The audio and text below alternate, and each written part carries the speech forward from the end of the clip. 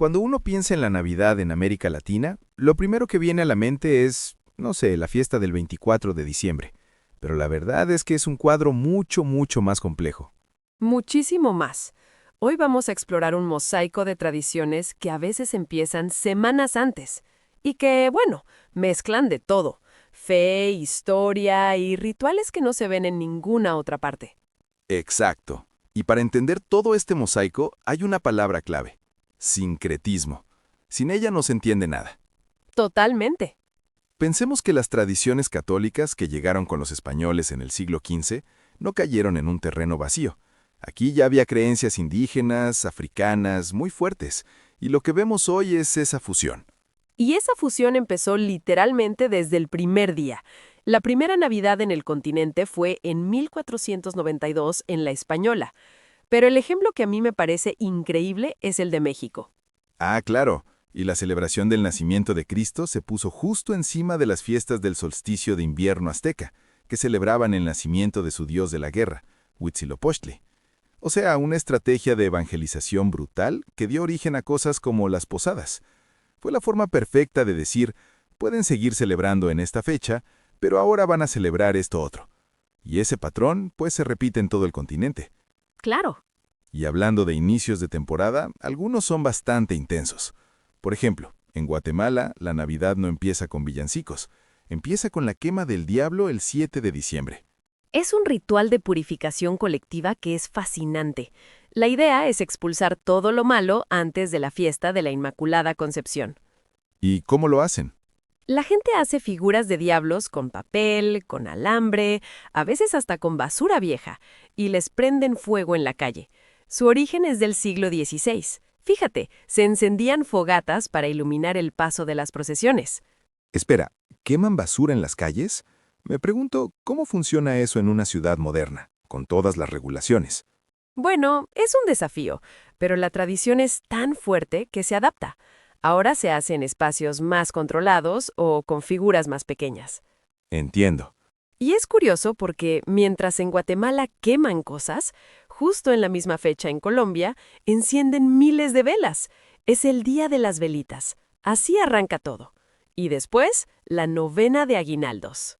Ah, la novena, que parece una tradición súper dulce y familiar, pero su historia original es bastante más severa, ¿no?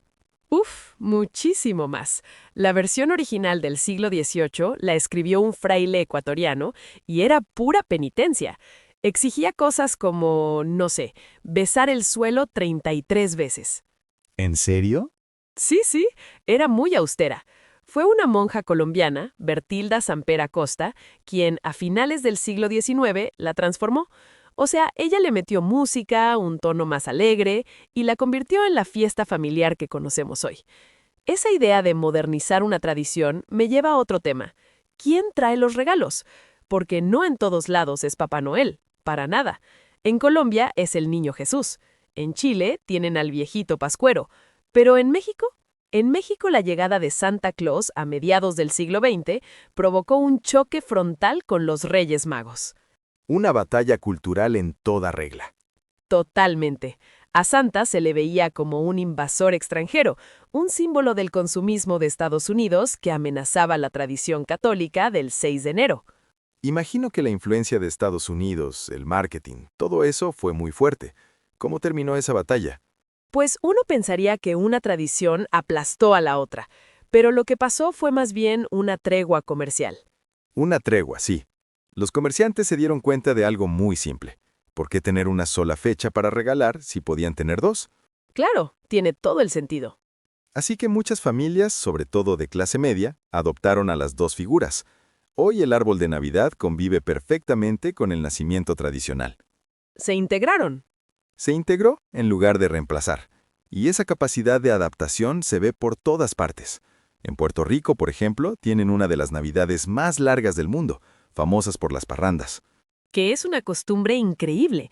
Es como asaltar amistosamente las casas de los vecinos en plena madrugada con música y fiesta. Una forma muy activa de reforzar la comunidad. Suena divertidísimo. O piensa en Venezuela, donde es costumbre ir a la misa de gallo en patines. ¿Cómo? En patines. ¿De dónde sale eso? No está muy claro el origen, pero parece que se popularizó en Caracas en los 50s.